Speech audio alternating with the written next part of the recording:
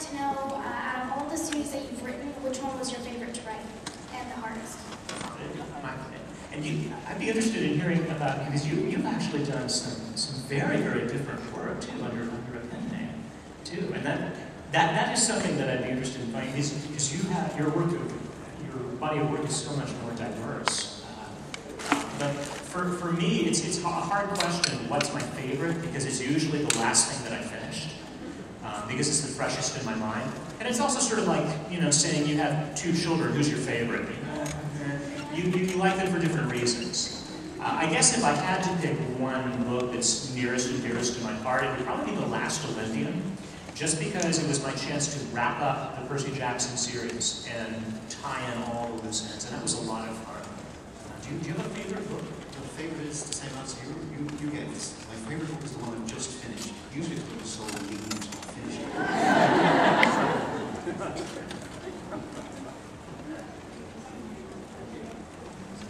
Do you have any advice for young writers?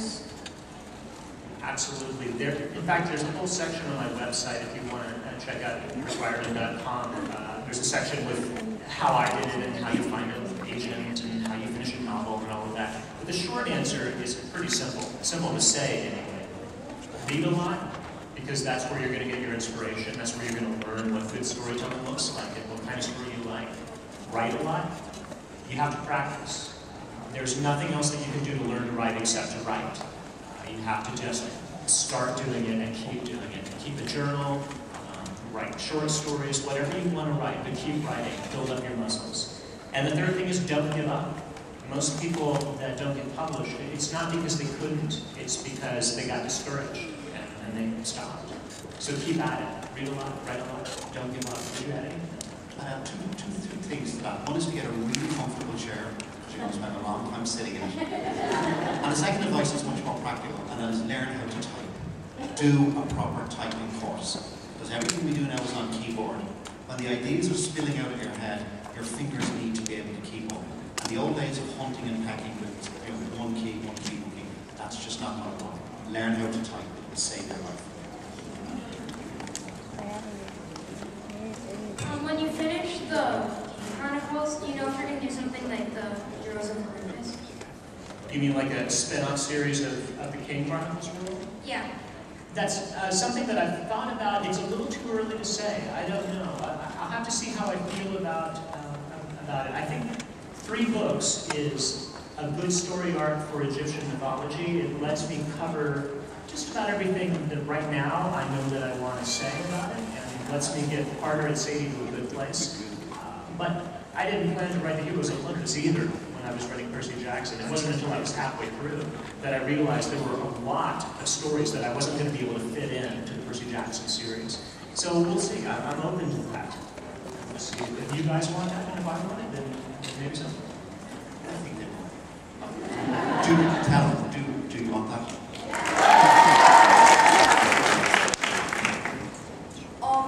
I've read the Red Pyramid book, and I'm wondering what's going to be in the second one.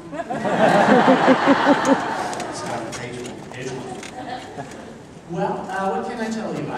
It's in process right now, so the manuscript is not even finished. That's in fact, I leave today, and I go home, and I get right back into the manuscript, because I left Carter and Sadie at a very bad place. I can tell you that they're going to be hopping across the globe. Most of it doesn't happen in the States, and most of it happens in other parts of the world. So they're going to be hopping around. Carter's going to get a new pet. Sadie will see Anubis again. And, you know, how that works out, we'll see. The guy is a little older than her, like 5,000 years. But, you know, we'll see how that goes. And, of course, you'll find out what's happening with Apophis, the serpent of chaos, and whether he's making a comeback.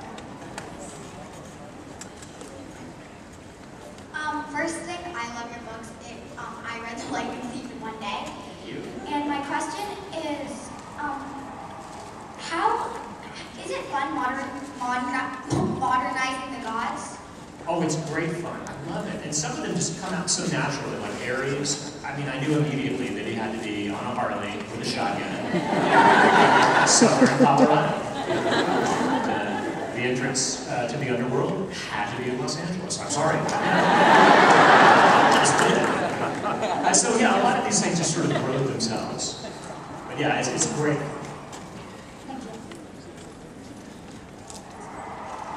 First off, as a school librarian, I want to thank you both for making my job easier.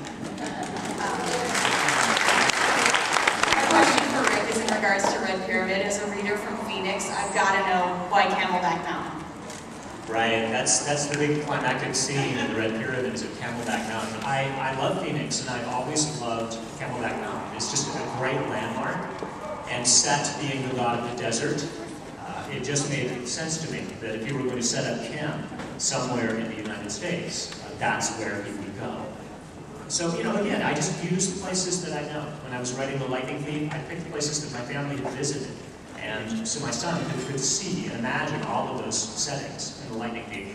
And Phoenix was the same way. I knew that he would appreciate that because we've always looked at that mountain and thought, you know, what a cool location. I have to blow that up.